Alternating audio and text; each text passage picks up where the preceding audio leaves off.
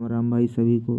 तो हमारे सुबह की शुरुआत हुई क्रिकेट मैच खेलने के साथ, जहाँ पे बहुत बुरी तरह हारने के बाद हम लोग निकल गए कार्यक्रम की तरफ, जहाँ दोस्त लोगों के साथ मैंने खूब एंजॉय किया और मौसम का आनंद लिया। उसके बाद हम लोग कार्यक्रम में पहुँचे, जहाँ की रौनक को देखते ही हमारी आंखें पूरी तरह से चकचौंध आ गईं, जहाँ पे बहुत ज़्यादा संख्या में पुलिस बल तैनात था, जिनके साथ हमने वीडियो बनाई। उसके बाद हम लोग निकल गए भीमबेटका। वहाँ से भीमबेटका घूमने के बाद फिर हम लोग छोटा तालाब की तरफ निकल गए, जहाँ पे जाते टाइम हमने खूब एंजॉय किया। उसके बाद हम लोग छोटा तालाब देखने चले गए, खडलापुरा स्थित छोटा तालाब भोपाल में। मौसम का आनंद लिया, जिसे देखकर बहुत ही अच्छा लग रहा था। उसके बाद हम लोगों को काफ़ी भूख लग आई थी, तो हम लोग आ गए मैस में और हमने खाना खाया। उसके बाद वहीं पास में खल्लापुरा मंदिर में कार्यक्रम, देवी जी का कार्यक्रम चल रहा था, जिसमें का हमने आनंद लिया। उसके बाद उसी के पास अखाड़े का कार्यक्रम था, जिससे मैं भाई ने इतने ज़ोर से डंडा घुमाया कि सब लोग देखते ही रह गए। उसके बाद हम निकल गए आकाश भाई की डॉक्टरी देखने, जहाँ पे उन्होंने एक मरीज को इतने बार इंजेक्शन लगाया कि उसकी हालत ख़राब हो गई, पर वो रुकने का नाम ही नहीं ले रहे थे। उन्होंने इतनी बार उसको इंजेक्शन छेदा कि वो बेचारा दोबारा कभी अस्पताल नहीं आएगा। उसके बाद फिर हम लोग क्रिकेट खेलने निकल गए, जहाँ पे हम लोगों ने फिर से 3 मैच खेले। लेकिन आज लगता है शायद किस्मत ही ख़राब थी, जो सारे के सारे मैच हम लोग हार गए। बच्चों ने हमें बहुत बुरी तरीके से धोया। उसके बाद हारने के बाद हताश थे, लेकिन फिर भी मैच का हमने पूरी तरीके से आनंद लिया। उसके बाद हम लोग छोटा तालाब के पास मौसम का आनंद लेने आए, यहाँ पे मौसम बहुत ही सुहावना था। शाम का दृश्य अद्भुत था, जहाँ पे बहुत ही शांति का अनुभव हो रहा था। उसके बाद हम लोग वहीं पास में स्थित मंदिर में देवी जी के दर्शन करने पहुँचे, और वहीं मुझे फ़ोन आया कि किसी का, मेरे दोस्त वैभव का झगड़ा हो गया है और उसे थाने ले गए। तो हम थाने पहुँचे, जहाँ पे मुझे मेरी पहचान के एक भैया मिले, जिनसे मैंने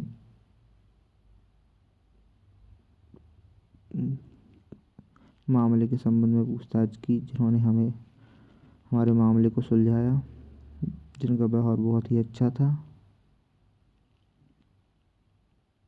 उसके बाद हम लोग अपने एक बाहर जैसे ही आए, थाने से बाहर ही आए थे, तभी बहुत पटाखे फूटने लगे, जिसे देखकर बहुत ही अच्छा लग रहा था। ऐसा लग रहा था जैसे पता नहीं किसकी शादी हो रही है। इतने पटाखे, कम से कम ऐसा लग रहा था जैसे 2-3 लाख के तो पटाखे ही फोड़ दिए हों। उसके बाद ड्रोन का कार्यक्रम हुआ, जिसे देखकर आँख बिल्कुल आनंद ही आ गया, जो आज तक मैंने कभी नहीं देखा था। उसके बाद हम लोग निकल गए शादी अटेंड करने, जहाँ हमने राजा भोज सेतु से होते हुए गुजरे। उसके बाद हम लोग शादी में पहुँच गए, जहाँ चाचा का नागिन डांस देखकर आसपास की भीड़ भाग गई। लगता है चाचा ने इसके लिए बहुत ट्रेनिंग की थी।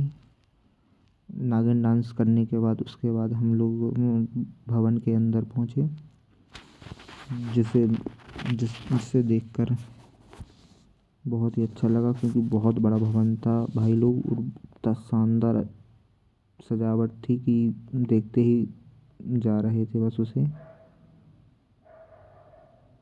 उसके बाद अपनी पहचान के लोगों से मुलाकात की मैंने, और अपने दोस्त लोगों के साथ में बैठकर बातें की। उसके बाद हम लोग वही भवन के पास में एक कार्यक्रम चल रहा था डांस का, जिसमें मेरे दोस्तों के साथ में पहुंचा, और वहाँ पे हमारे साथी बिहारी भाई ने इतने खतरनाक खतरनाक मूव किए कि जो नचनियाँ आई थी डांस कार्यक्रम में वो भी नहीं साथ दे पा रही थी उनका, जैसे जिसकी हम लोगों ने वीडियो बनाई। वो बिहारी भाई रुकने का नाम ही नहीं ले रहे थे। मत हम बोल रहे थे कि घर चलें, लेकिन वो आ ही नहीं रहे थे, और इतना खतरनाक स्टेप कर रहे थे कि सब लोग देखते ही रह गए।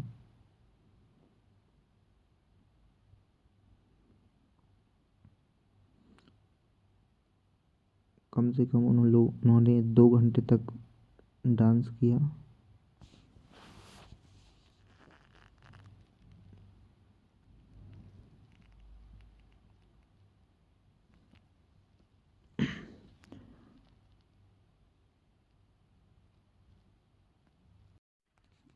बिहारी भाई का इतना शानदार डांस देखकर हम लोगों को भी जोश आ गया, और हम लोग भी उनके साथ नाचने लगे।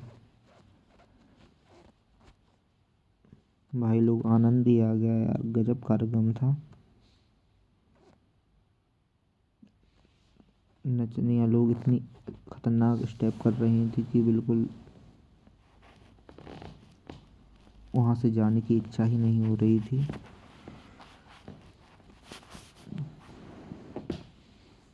जहाँ काफ़ी भीड़ थी, लोग डांस का आनंद ले रहे थे। डांस पर स्टेज पर लड़कियां इतना शानदार डांस कर रही थी कि उन्होंने सपना चौधरी को भी फेल कर दिया था। उसी टाइम एक आर्मी के कमांडो भाई आ गए, जिन्होंने भी अपने लटकों झटकों का प्रदर्शन किया, जिसे देखकर सब लोग हंसने लगे। लेकिन बिहारी भाई तो किसी की सुन ही नहीं रहे थे, वो तो इतना खतरनाक डांस कर रहे थे कि सब लोग उन्हें ही देख रहे थे। लड़कियां भी इतना अच्छे से कमर नहीं मटका पा रही थी जितने अच्छे से बिहारी बाबू कमर मटका रहे थे, और वो रुकने का नाम ही नहीं ले रहे थे भाई लोग।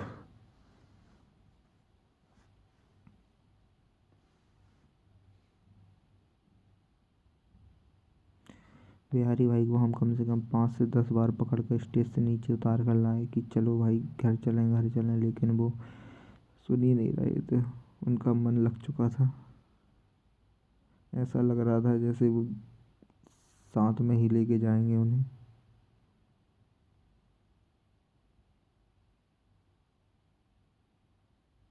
पूरी दिन भर की थकान दूर हो गई इस कार्यक्रम में भाई लोग। बहुत ही शानदार कार्यक्रम था यार।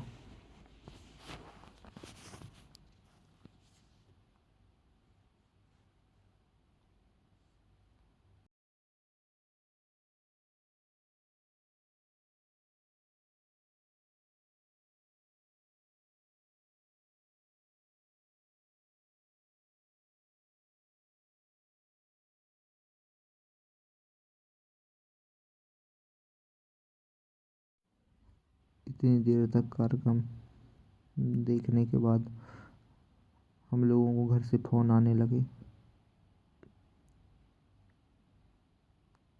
तो फिर हम लोग,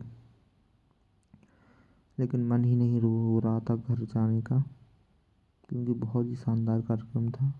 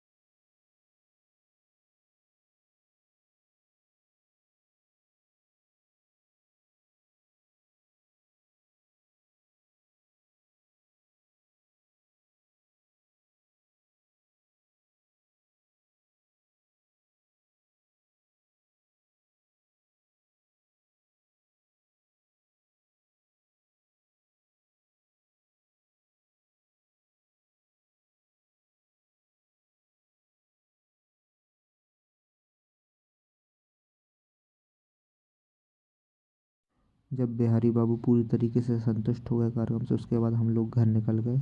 और जैसे ही मैं घर पहुंचा, मुझे मेरी दीदी की लड़की मिली, जिसके साथ हम लोगों ने टाइम स्पेंड किया। जैसे सब लोग खड़े होना सिखा रहे थे, लेकिन उससे शक्ल देख के ऐसा लग रहा था कि वो मन में सोच रही हो कि अगर मैं बड़ी होती तो इनका सिर फोड़ दूँ सभी लोगों का, जो मुझे परेशान कर रहे हैं।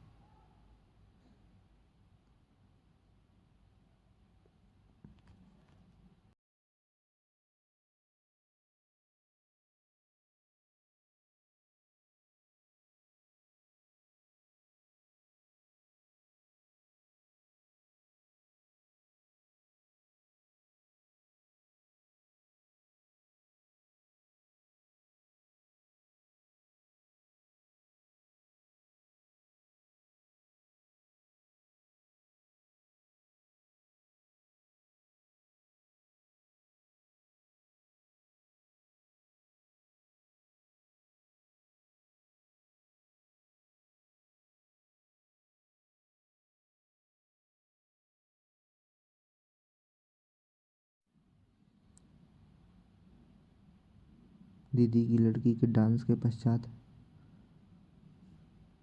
फिर मैंने